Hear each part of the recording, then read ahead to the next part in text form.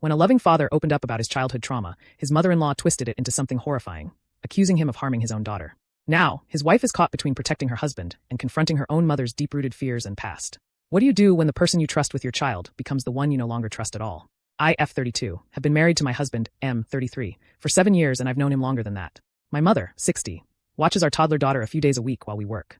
Sometimes my husband's schedule lines up so that he can watch her. My mother has always had a problem with this.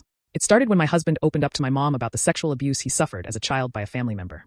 I think he told her this because my mom's side of the family was going through something similar, and he was trying to empathize.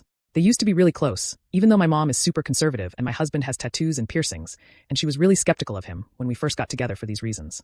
Mom believes that his prior abuse makes him a pedophile. She says that she has read that children that were abused go on to abuse their own children.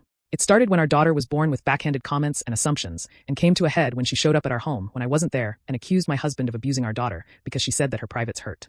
That was yesterday. I talked to my daughter alone and asked her why she hurt, and she pointed to her lower stomach and said her privates hurt and she needed to poop.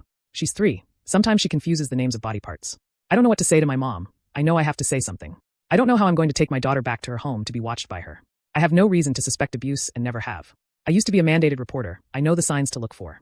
My husband is a wonderful father. He has gone to counseling to reconcile his past, and I think that he's come a really long way with the trauma. We have raised our daughter in the most loving and trusting way we can, and have taught her about anatomy and boundaries. My husband insisted on this, because the thought of his baby going through what he went through is unthinkable. My husband is obviously so hurt and furious at the actions of my mother. I think it's really unfair of her to assume he is dangerous just because he was abused. I'm also insulted that she thinks I would allow my daughter to be in a situation like that. How do I handle this? Update.